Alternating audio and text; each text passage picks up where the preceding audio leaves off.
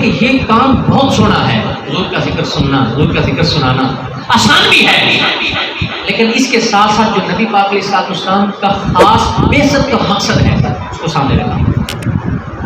حضور دنیا میں کیوں تشریف لائے، کس وجہ سے جلوہ فکر ہوئے؟ ہمارا اخلاق اچھا، ہم نمازی بنے، ہم قرآن پاک کے قاری بنے، ہم حلال کھائیں، لوگوں کے ساتھ اچھا برتاؤ کریں، یتیموں کا مال نہ کھائیں، کسی کا حق نہ ماریں، نماز کی پابندی کریں، جھوٹ سے بچیں، غیبت سے بچیں، بدنگاہی سے بچیں، بے حیائی سے بچیں، فحاشی سے بچیں، زنا سے بچیں، سود خوری سے بچیں، رشوت سے بچیں۔ یہ سارے کے سارے وہ کام ہیں جن کاموں کو ترویج دینے کے لیے، جو اچھے کام ہیں ان کی ترویج کے لیے، جو برے کام ہیں ان کی رکاوٹ کے لیے حضور تشریف لائے۔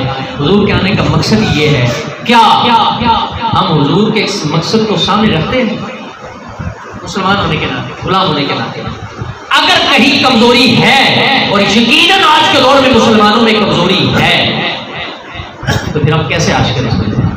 ہم کیسے پیار کرنے والے ہیں؟ ہم کیسے محبت کرنے والے ہیں؟ بندہ مسلمان حضور کی سیرت پڑھ، حضور کا کردار پڑھ، حضور کا اسوہ پڑھ، حضور کی تعلیمات پڑھ، حضور کے ارشادات پڑھ، حضور کی ہدایات پڑھ، اور ان کو پڑھ کر اس کو اپنی زندگی پر لاگو کریں۔